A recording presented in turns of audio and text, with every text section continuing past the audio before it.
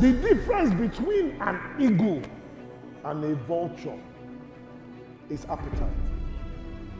An eagle is actually called the old vulture. They are from the same family. So that means they are first cousins. Two of them sleep in the same house. They eat from the same plate.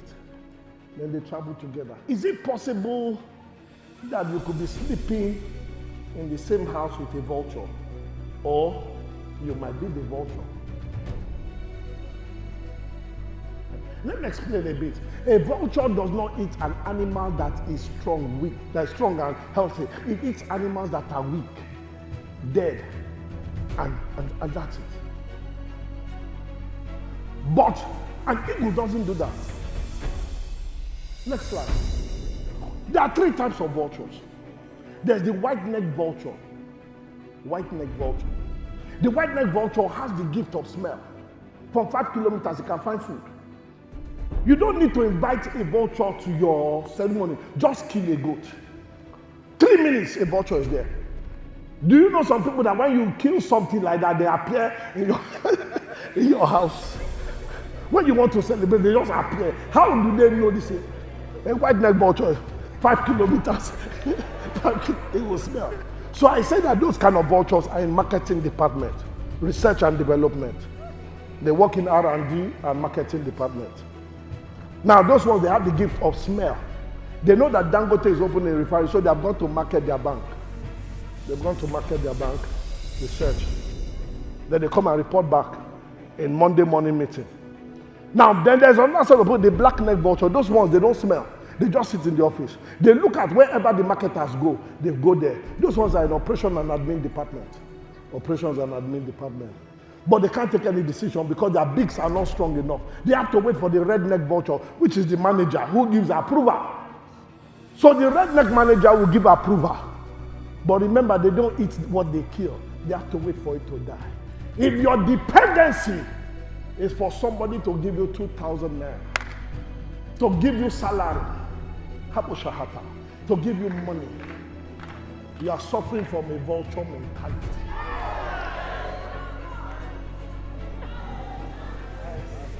You can be working in a company, but you are thinking like an eagle.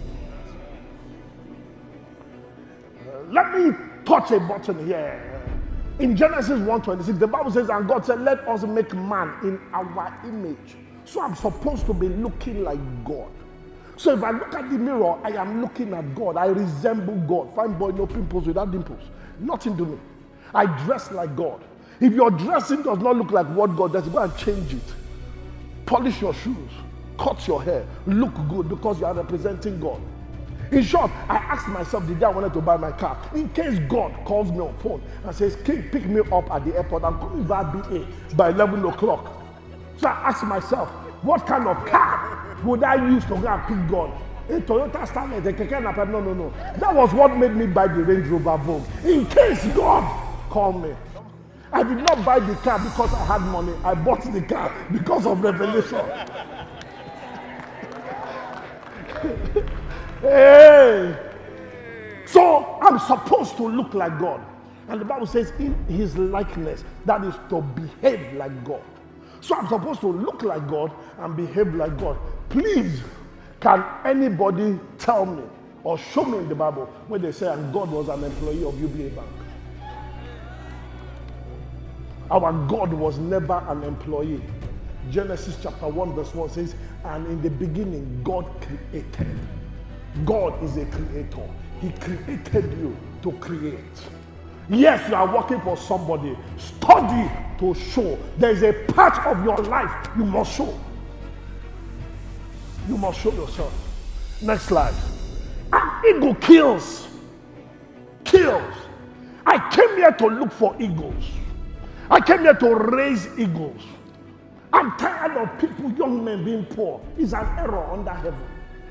Bible says princes are trekking, servants are riding on horses. It was not so in the beginning. An enemy has done this. An eagle kills its own. But an eagle has a unique mindset. Next slide. It has the potential to live for 70 years.